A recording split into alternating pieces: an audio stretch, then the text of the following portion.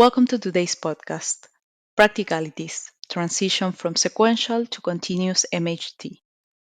This episode is part of a podcast series supported by Abbott. The content is solely the responsibility of EMAS, the European Menopause and Andropause Society.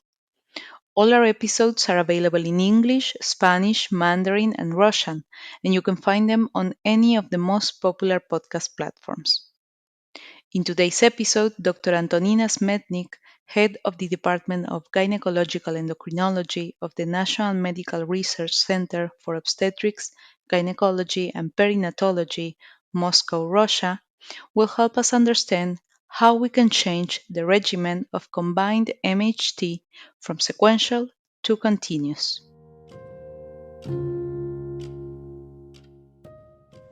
Dear colleagues, let's discuss how we can change the regimen of combined menopausal hormone therapy from sequential to continuous. In symptomatic perimenopausal women, we usually start with sequential menopausal hormone therapy with low dose of estradiol. For example, 1 milligram of oral estradiol plus progestogen added in a sequential manner. The response should be assessed on an individual basis in 1 to 3 months with possible increase of the dosage of estradiol, for example, to the 2 milligrams of oral estradiol if the symptoms persist. Patients with early and premature menopause or patients with premature ovarian insufficiency should start menopausal hormone therapy with the standard dose of estradiol, usually in a sequential regimen.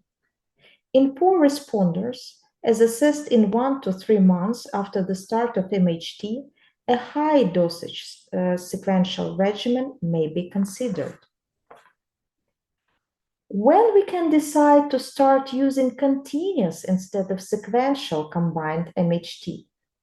In women who started MHT after the age of 50, after using low dosage sequential MHT for 1 to 2 years.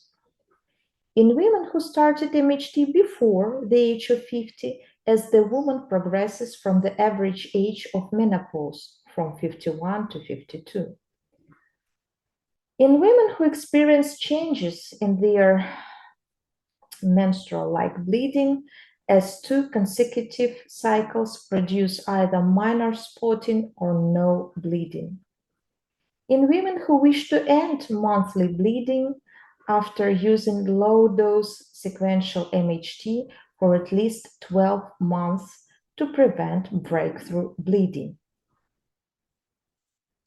And a woman may just start a new package of continuous combined MHT instead of a new sequential one.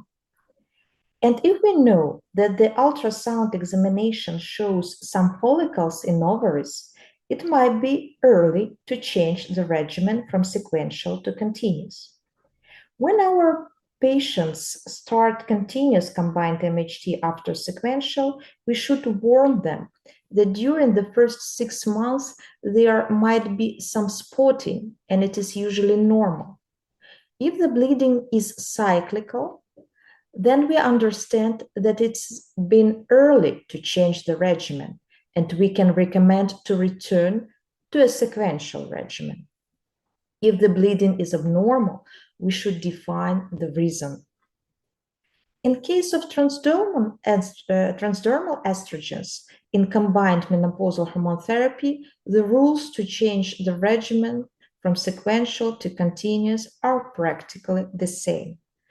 Thank you for your attention.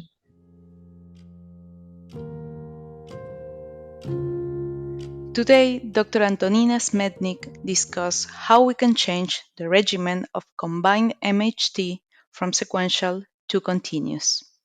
Thank you for listening to today's episode. We hope it will be valuable for your clinical and research practice. Stay safe.